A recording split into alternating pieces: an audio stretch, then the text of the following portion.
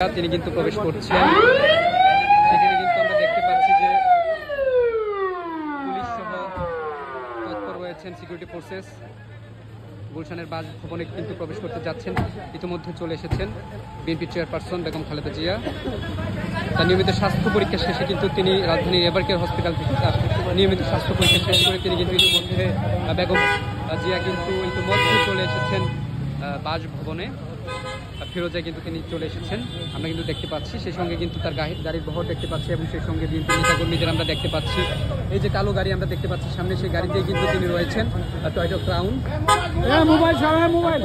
বিএনপির পতাকা সম্মানিত টয়োটা ক্রাউনে আমরা কিন্তু দেখতে পাচ্ছি ঘিরে রেখেছে তার নেতাকর্মীরা তার গাড়িটিকে। এই যে নীল রঙের টয়োটা ক্রাউনে কিন্তু তিনি আসছেন এবং সেই সঙ্গে নেতাকর্মীদের কিন্তু স্লোগান শুনতে পাচ্ছি আমরা।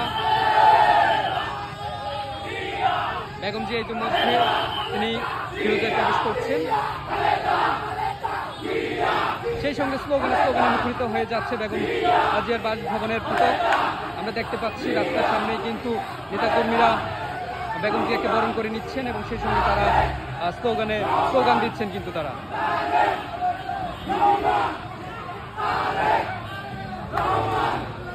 Yeah.